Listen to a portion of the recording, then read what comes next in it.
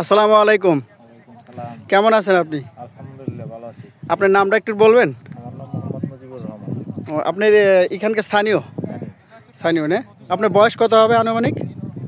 আমার বয়স 65 উপর হইব। 65। তাহলে আপনি তো স্বাধীনতা দেখেছেন, যুদ্ধ দেখেছেন। তো যুদ্ধের সময় আপনার বয়স কত ছিল? যুদ্ধের সময় বয়স আমার মনে করেন যে 10 থেকে 11। 10 থেকে 11। তার মানে আপনি ওই সময় যুদ্ধ মানে জিনিসটা ভালো বুঝতেন এবং দেখেছেন। আমি যুদ্ধের সময় মনে করেন আমাদের এইখান থেকে মনে করেন এটা তো মনে করেন জিয়া, এই বেরিপাত্র দিয়ে গেছে জিয়া। জি জি। জিয়া সরকার দিয়ে গেছে। তো আমাদের এখানে যে বাংলাদেশ স্বাধীনের বছর মনে করেন আমরা দেখা গেল আমরা এই যেটার একটু এখন নাবানা, এটা আসলে আমরা নাম কইতাম কণ্ঠমণি। আচ্ছা আচ্ছা, এটাকে বলতেন কণ্ঠমণি। হ্যাঁ হ্যাঁ। এখন মানে ওটা ওই কোম্পানি নিয়ে গেছে দেখে নাবানা, ওইখানটা একটা রাস্তা চাল, এইটা হলো রাজেন্দ্র খাল, এইখান দিয়ে আইসা এইখানে মাঝি পারি মানে জেলেরা। জি। এই জেলে নৌকা দিয়া মনে করেন আমি একটা নৌকার মধ্যে 20 জন 30 জন করে মানে ইন্ডিয়ান শিক্ষণ এখন আমাকে বাংলাদেশে যে র্যাবেরা যে পোশাকটা পরছে জি জি। ওইরকম রুমাল বাইন দায়িত্ব কালা পোশাক সম্পূর্ণ।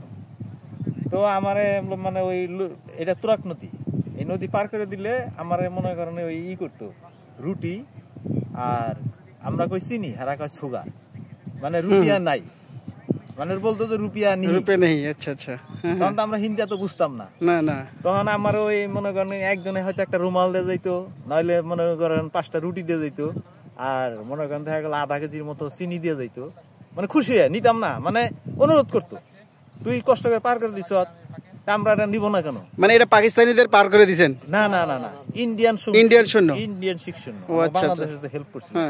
পাকিস্তানি তো মনে করেন পর আবার ওই কড্ডা বাজারে গর্থ করে রাজাকার রাইছিল, আর পরে মনে করেন বাংলাদেশ স্বাধীনের যে পরের দিন 4 জন আইসাল পরে আমরা ওই নৌকায় তুইলে পরে হয়ে গেল বাইরিয়া মাইরা একটা সহকারে 4টা রাইফেল আর মনে করেন যে গোলাবারুদ সহকারে আমার গাজীপুর কাশিমপুর থানা ছিল না, সাভার থানা ছিল। পরে সাভার থানা নিয়ে আমরা হারে এই অস্ত্র টস্ত্র এগুলা জমা আর 3টা যে মারছি এটার কথা আমরা বলি না। আসলে চাচা খুব সুন্দর একটি কথা বলেছেন। আসলে ওই সময়টা বয়সটা যদি আরো একটু 15 থেকে 20 হতো, তখন তো আপনি সরাসরি যুদ্ধে চলে যেতেন। আর যুদ্ধ তো আমরা করছি, আবার যুদ্ধ চলে ওইটাও যুদ্ধ। ওটাই তো যুদ্ধ, মানে আপনারা যে আমি মনে করেন দেখা গেল ওই দিন মোটামুটি 400-500 ইন্ডিয়ান শিক্ষণ লোক পাঠিয়ে দিয়েছি। শত মুক্তি বাহিনী, আমরা মুক্তি বাহিনী অস্ত্র টাইনা দিচ্ছি, হেল্প করছি, তাকে খাওয়ান দিচ্ছি, তাকে থাকার জায়গা দিচ্ছি, দিনে তাকে করে রাখছি, সেভ করে রাখছি। এই নদীটা তখন এই যে পাক বাহিনীরা যাইতো, দেখতো যে এনে কিনে আছে নাকি, আবার আমাকে আবার জোর করে না পাহারা দেওয়া তো কড্ডা ব্রিজ, যারা না যেত তাকে আবার 5 টাকা করে দেওয়া লাগতো।